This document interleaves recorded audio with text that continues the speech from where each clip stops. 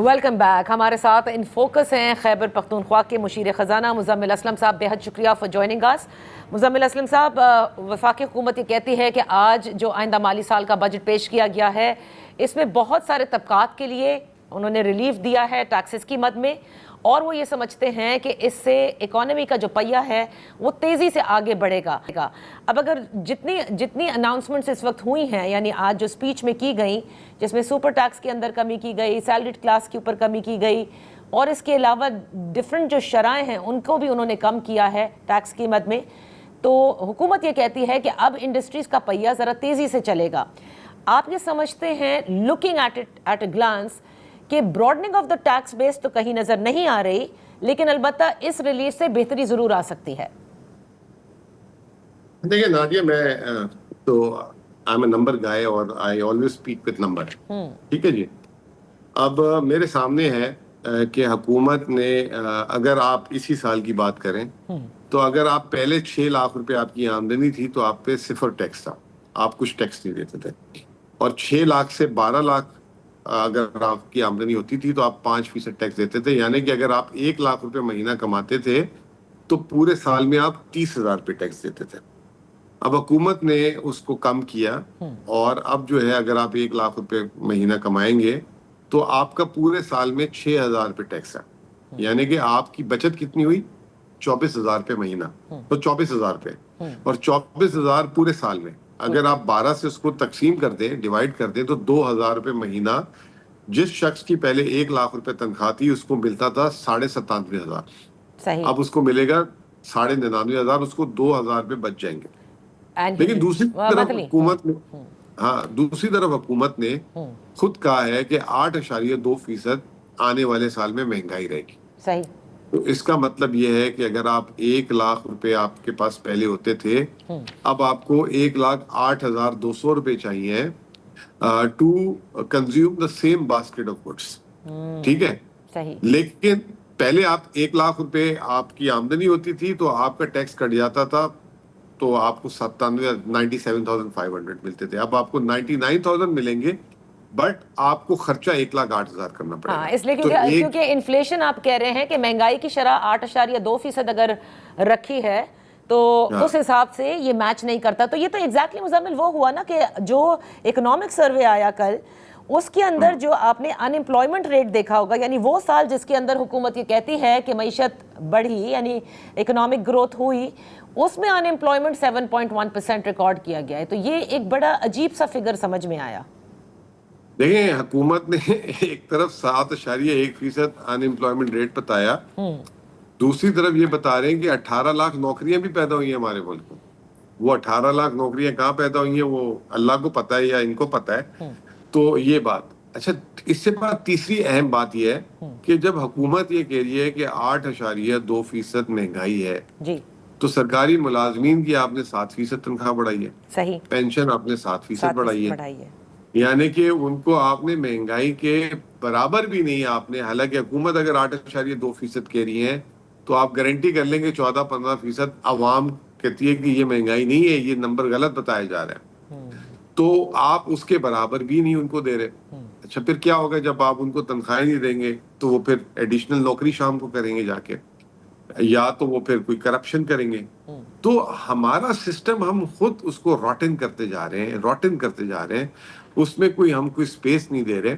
پھر آپ ابھی مجھے کوئی کہہ رہا تھا کہ جائیدادوں کی خرید و فروخت میں ٹیکس کم کیا. جی, میرے خیال سے اچھا یہ کام تھا, یہ کرنا چاہیے تھا کیونکہ بہت زیادہ تھا. لیکن پرابلم یہ کہ آپ نے وہ لوگ جو قیمتی جائیدادیں لگژری پراپرٹی خریدتے ہیں ان کے لیے آپ نے یہ بہت اچھا ریلیف رکھ دیا.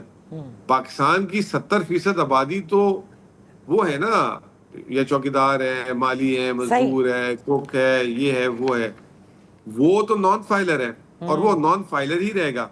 آپ نے اس کے لیے کچھ کیا ہی نہیں. وہ تو بیچارہ لیتا بھی 20, 25, 30 لاکھ کی پراپرٹی ہے.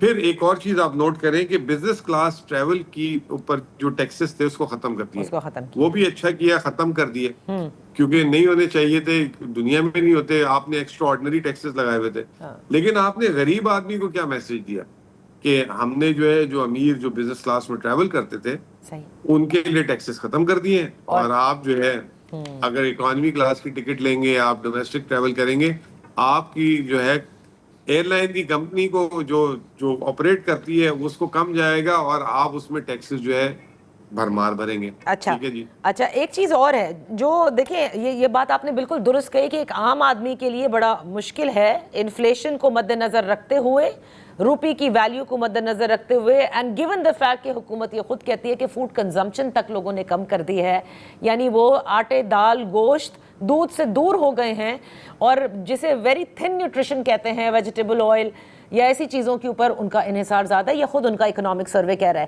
لیکن مزمل, اب آتے ہیں صوبوں کی طرف. کیا آپ کو لگتا ہے کہ آئی ایم ایف نے فیڈرل سے فوکس شفٹ کر کے صوبوں تک کر دیا ہے؟ صوبوں جو دینے کے لیے تیار ہوئے وفاق کو, جو ابھی رانا احسان افضل ہماری پروگرام میں کہہ کے گئے ہیں کہ این ایف سی ریویو نہیں بھی ہوا ایک طرح سے اور ہو بھی گیا, اور اب یہ صوبوں پر ہے کہ وہ کس طرح سے اپنے ریونیو کو بڑھا سکتا ہے. when I had asked him about the agriculture tax, تو اب مجھے یہ بتائیے کہ ایگریکلچر کے اوپر صوبے کیا کریں گے, کیونکہ ہر صوبے نے اپنی ایک لا بھی بنائی تھی, اور آپ کو بھی پتہ ہے کہ فارم لینڈز کانسٹیٹیوٹ 22%, لیکن پے کرتے ہیں لیس دین 1%. دیکھیں, پہلے تو جو ہے نا, اگر آپ یوں دیکھیں تو agriculture is 20% of your country. ٹھیک ہے نا, لیکن لوگ یہ آرگیومنٹ دیتے ہیں, جو میں بھی دیتا رہا ہوں زندگی بھر, کہ جی 20% of your G D P ہے, لیکن 1% اینڈ لیس جو ہے وہ ان کا ٹیکس میں کنٹریبیوشن ہے, بالکل, اور دے آر انڈر ٹیکسڈ. ٹھیک ہے نا.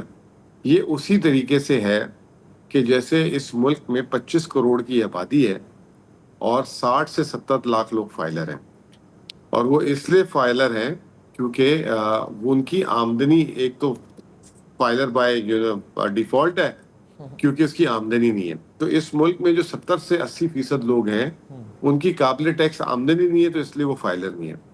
اسی طریقے سے ایگریکلچر میں ابھی این ای سی کی میٹنگ میں ہی پنجاب ڈسکلوز کر رہا تھا کہ 72% of their land is a small farmer, یعنی کہ 2 ایکڑ, 3 ایکڑ, 4 ایکڑ, جس کی انکم اتنی نہیں ہے کہ وہ ٹیکس کی سٹارٹنگ پوائنٹ کو بھی ٹچ کر سکے, یعنی کہ اس پہ ٹیکس لاگو ہو سکے. صحیح. تو انہوں نے یہ کہا کہ یہ جو پوٹینشیل نکال کے آپ دکھا رہے ہیں کہ اتنے بلینز جو ہے ایگریکلچر جو ہے اس کی اکنامی ہے, اور لیکن وہ یہ کہ میجورٹی از اسمال فارمرز. جیسے کہ ایک اسمال انکم ارنر ہوتا ہے نا, پی این ہوتا ہے, ڈرائیور ہوتا ہے, ٹھیک ہے نا, آبادی کا آپ کا میجر حصہ وہی ہے نا. یہ کے پی سے ایگزامپل میں ڈرائیو کرتا ہوں کہ کے پی کا 90% فارمر, اس کی لینڈ ہولڈنگ اتنی ہے اور اس کی انکم اس سے جو ڈرائیو کرتی ہے وہ پاکستان کی غربت کی ٹیکسیبل ہی نہیں ہے, وہ غربت کی لکیر کے نیچے آتا ہے. تو رانا افضل افسر کو تھوڑا سا اس پہ کام کرنا چاہیے اسٹیٹمنٹ دینے سے پہلے. دوسرا, ایگریکلچر ٹیکس تو 2 سال سے لگا ہوا ہے, اس میں کیا پروگریس ہوئی ہے؟ اسی وجہ سے نہیں ہوئی نا. تو اگلے سال بھی جو ہے ڈونٹ ایکسپیکٹ, یہ کے پی کا تو مسئلہ نہیں ہے ایگریکلچر ٹیکس, کیونکہ یہاں پہ تو فارمنگ ہے ہی نہیں. صحیح. پنجاب اور سندھ جو ہے کوئی اس میں کوئی میریکل نہیں کر کے دے سکتے. وہ یہ کہتے ہیں کہ 5 سے 6 ارب روپے شاید جن سے نہ لے رہے ہوں وہ بن سکتا ہے. یہ جو اتنے بڑے بڑے خواب اور نمبر دیکھ رہے ہیں, اچھا, یہ نہیں ہے غائب. اچھا, تو جو خیبر پختونخوا کے ضم شدہ اضلاع کے لیے جو تجویز دی گئی ہے, مختص کیے گئے 56 ارب روپے, اس سے کم از کم آپ سمجھتے ہیں کہ ہاں یہ درست ہے یہ فگر؟ درست مطلب ہمیں اس سال جو گزرا ہے اس میں تو ہمیں 50 ارب دیے, اگلے سال کے لیے 56 ارب رکھیں, تو دعا کریں 56 مل جائے. ٹھیک ہے نا.